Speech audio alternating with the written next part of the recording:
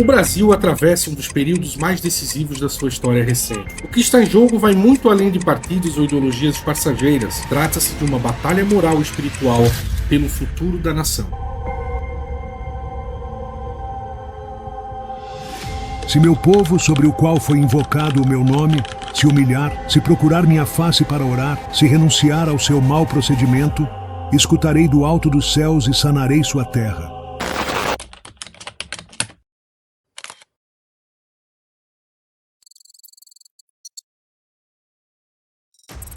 Estamos vivendo no Brasil tempos sombrios. Por 8 votos a 3, o Supremo Tribunal Federal manteve a anulação das condenações do ex-presidente Lula na Lava Jato. Em que a inversão de valores e de princípios morais está resultando numa decadência econômica, institucional, política, educacional, cultural e até religiosa. E eu tô aqui hoje para dizer para vocês que Jesus é travesti, sim! Desde a chamada redemocratização, o Brasil é alvo de um discurso hegemônico e único, de matriz gramsciana, onde nem a gramática básica está a salvo. Ai dos que ao mal chamam bem, e ao bem mal, que fazem das trevas luz e da luz trevas. Com o objetivo de tomar o poder a todo custo, movimentos esquerdistas, em nome de uma dita democracia, aparelharam as instituições de poder. Nós conseguimos colocar na Suprema Corte desse país um ministro comunista, um companheiro da qualidade do Flávio Dino. E por meio delas perseguem, prendem, censuram e tentam calar os opositores, chamados por eles de propagadores de fake news, incentivadores do discurso de ódio ou intolerantes. Fake news sobre o Pix beneficiaram o crime organizado. Trata-se de fake news. O discurso de ódio nos meios de comunicação e nas redes sociais causaram polêmica sobre os limites da liberdade de expressão. Assim como nos regimes totalitários do século XX, a Revolução Cultural de Mao Tse-tung e a doutrinação soviética, o controle do discurso é a base da dominação.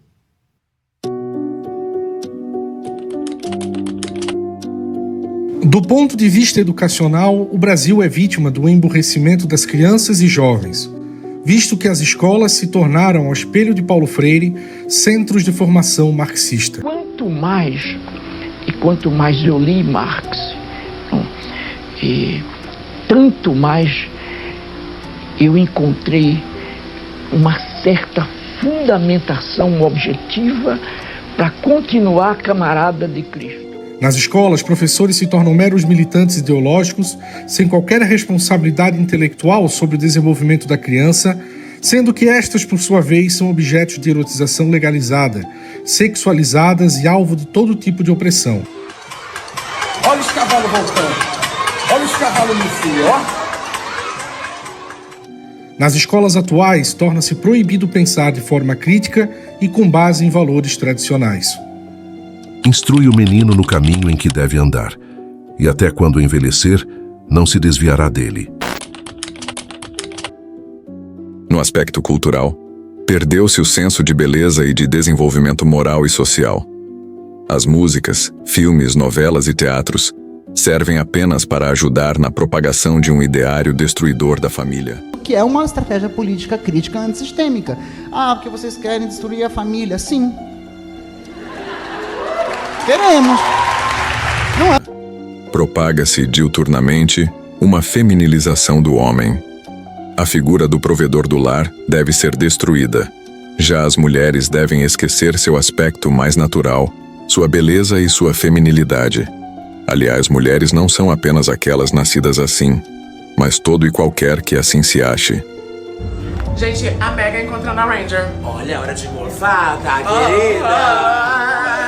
Tudo sob o auspício de uma mídia amplificadora de distorções e disparates, onde a drogadição e a sexualização reinam.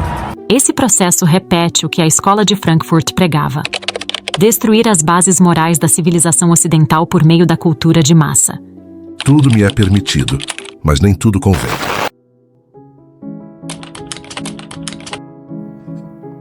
A religião, igualmente, não está a salvo desses ataques. Ser religioso é praticamente ser criminoso. O aparelhamento estatal não permite que se possa pensar fora da caixa esquerdista e, com isso, católicos confessos e evangélicos são vistos como intolerantes e precisam ser eliminados dos debates públicos. Não se pode mais nem defender a vida uterina e a família tradicional. Tudo virou discurso de ódio. Tentam apagar a verdade com censura, perseguição e prisão. Sem esquecer ainda da infiltração constante de grupos e pensamentos filosóficos marxistas nas esferas religiosas, os quais tentam tornar Jesus Cristo um mero discípulo de Karl Marx. Tudo sob a proteção do Estado. Assim como o Império Romano tentou silenciar os cristãos, também hoje o sistema tenta calar aqueles que anunciam a luz em meio às trevas. E conhecereis a verdade, e a verdade vos libertará. As instituições, estas já estão aparelhadas há mais de 30 anos. Juízes, promotores e delegados, em sua grande maioria, estão a serviço da manutenção do sistema jurídico atual, sem qualquer possibilidade crítica.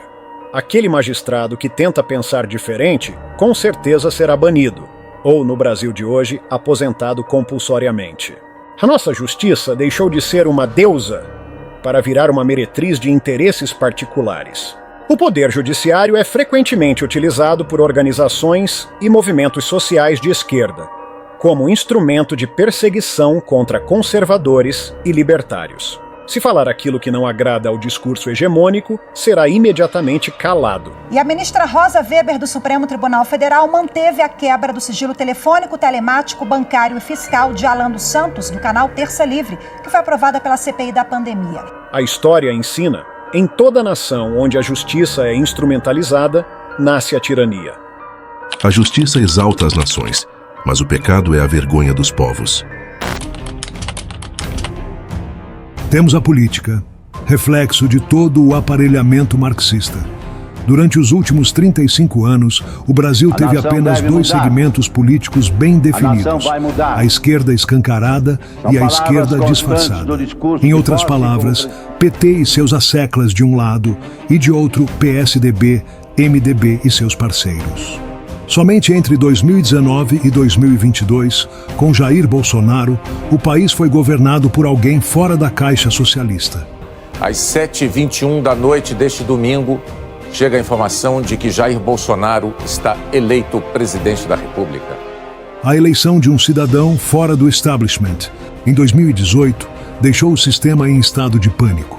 Pela primeira vez em décadas, o povo escolheu alguém que não fazia parte do jogo político tradicional, que falava a língua do cidadão comum e que ousava desafiar as estruturas corrompidas do poder. O tempo todo usando a caneta para fazer maldade, tentar me tirar de combate, desgastar.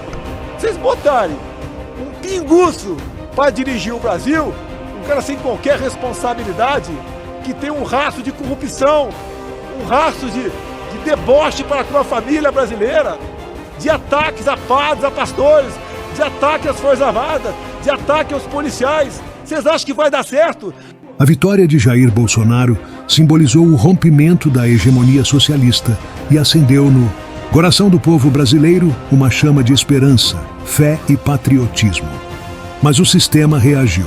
Com todas as suas engrenagens, forças e tentáculos, mobilizou a velha imprensa, o judiciário, o legislativo e até parte das forças culturais e religiosas para retomar o controle. E, infelizmente, conseguiu. A Justiça Eleitoral acaba de confirmar a vitória de Luiz Inácio Lula da Silva, do PT, na disputa da presidência da República. A partir de 1º de janeiro de 2023, Lula retorna ao Palácio do Planalto para um mandato de 4 anos. O que se viu a partir de 2023 foi uma verdadeira revanche do sistema. Pela concordância e pela discordância, porque essa é a democracia que nós conquistamos. Nós derrotamos a censura, nós derrotamos a tortura, nós derrotamos o bolsonarismo. Um esforço coordenado para apagar a memória do que significou aquele despertar popular.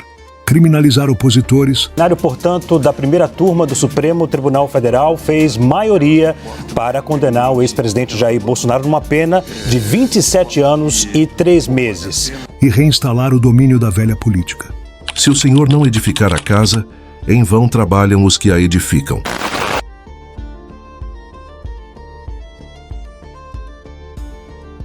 Este é um documentário independente e não conta com a ajuda de nenhum órgão governamental. Todo o conteúdo contido neste documentário foi extraído do e-book escrito pelo mesmo autor. Inscreva-se no canal para ser notificado sobre o lançamento da parte 2 deste documentário.